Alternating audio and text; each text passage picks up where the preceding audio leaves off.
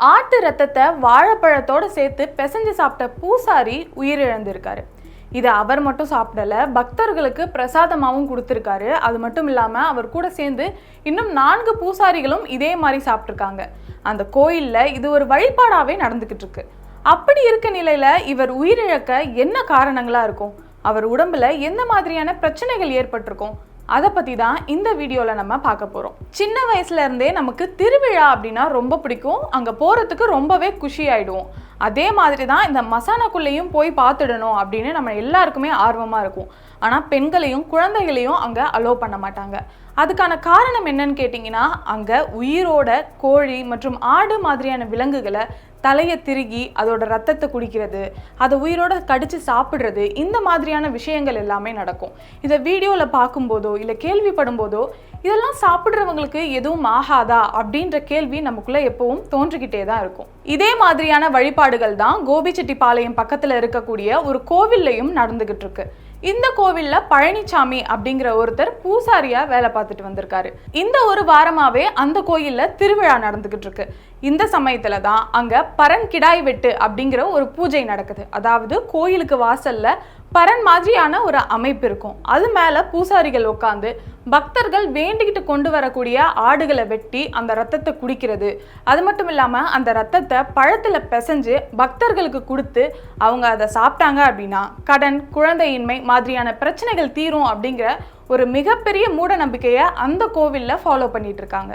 இப்படி அன்னைக்கு மதியானம் ஆரம்பிச்ச பூஜை இரவு வரைக்கும் போயிருக்கு. கிட்டத்தட்ட 20 கிடாய்கள் வெட்டப்பட்டிருக்கு. அதனுடைய ரத்தத்தை 5 பூசாரிகள் குடிச்சிருக்காங்க, வாழைப்பழத்தில் பிசைஞ்சு சாப்பிட்ருக்காங்க, மேலும் பக்தர்களுக்கும் கொடுத்துருக்காங்க. ஆனால் பழனிசாமிக்கு மட்டும் ஒரு மாதிரி மயக்கமும் உமட்டலும் ஏற்பட்டிருக்கு. கொஞ்ச நேரத்தில் அவர் மயங்கி கீழே விழுந்திருக்காரு. உடனே பக்கத்தில் இருக்கக்கூடிய மருத்துவமனையில் அவரை தூக்கிட்டு போய் அட்மிட் பண்ணியிருக்காங்க. ஆனால் அவரை சோதிச்சு பார்த்த மருத்துவர்கள் அவர் எப்பயோ உயிரிழந்துட்டாருன்னு சொல்லியிருக்காங்க. இவர் உயிரிழக்க என்னெல்லாம் காரணமாக இருக்கும் அப்படின்னு தேடி பார்க்குறப்போ சமீபமாக 6 மாதமாகவே அவருக்கு உடல்நல குறைபாடுகள் இருந்திருக்கு. அதனால் மருத்துவமனைக்கு போயிட்டு வந்துட்டு தான் இருந்திருக்காரு. நம்ம உடம்புல ஏதாவது பிரச்சனை இருக்கும்போது கண்டிப்பாக எதிர்ப்பு சக்தியும் குறைவாக தான் இருக்கும். ஒருவேளை அவர் வெட்டின கிடாய்களில் ஏதாவது ஒன்றுக்கு ஒரு இன்ஃபெக்ஷன் இருக்குது அப்படின்னா அதோட ரத்தத்தில் அது ரொம்ப அதிகமாகவே கலந்துருக்கும். அப்படி இருக்கும்போது அந்த ஆட்டினுடைய ரத்தத்தை அவர் குடிக்கும்போது அவருக்கு ரொம்ப ஈஸியாகவே இன்ஃபெக்ஷன் ஆயிருக்கும். பொதுவாகவே நம்ம நான்வெஜ் சமைக்கும் போது அதை ப்ராப்பராக கொஞ்சம் கூட ரத்தம் இல்லாமல் நல்லா க்ளீன் பண்ணிட்டு தான் சமைப்போம். ஏன்னா ஒரு இன்ஃபெக்ஷன் ரத்தம் மூலயமா தான் ரொம்ப ஈஸியாக ஸ்ப்ரெட் ஆகும். அதே மாதிரி நீங்கள் ஆட்டு ரத்தத்தை வாங்கி பொரியல் இந்த மாதிரி சமைச்சு சாப்பிடும்போதும் அதை ப்ராப்பராக குக் பண்ணி தான் சாப்பிடுவோம். அப்படி இல்லாட்டி இன்ஃபெக்ஷன் ஸ்ப்ரெட் ஆகிறதுக்கான வாய்ப்பு ரொம்பவே அதிகமாக இருக்குது. இந்த சம்பவத்தை பொறுத்த வரைக்கும் நம்ம கவனிக்க வேண்டிய இன்னொரு முக்கியமான விஷயம் இருக்கு.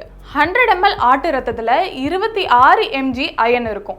ஆண்கள் எடுத்துக்கிட்டோம் அப்படின்னா ஒரு நாளைக்கு 8 மில்லிகிராம் அயன் மட்டும்தான் நமக்கு தேவைப்படும். அதுவே பெண்கள் எடுத்துக்கிட்டோம்னா 18 மில்லிகிராம் அயன் மட்டும்தான் தேவைப்படும். இந்த சம்பவம் நடந்தப்போ மொத்தம் 20 ஆடுகளை வெட்டி இருக்காங்க. கண்டிப்பா அந்த பூசாரி அளவுக்கு அதிகமா அந்த ரத்தத்தை குடிச்சிருப்பாரு. நம்ம உடம்புக்கு தேவையான அளவை விட ரொம்ப அதிகமா அயனை எடுத்துக்கிட்டோம் அப்படின்னா நமக்கு வாந்தி, உமட்டல், மயக்கம், அல்சர்ல ஆரம்பிச்சு நம்மளுடைய ஹார்ட், லிவர் மாதிரியான ஆர்கன் கூட அஃபெக்ட் ஆகலாம்.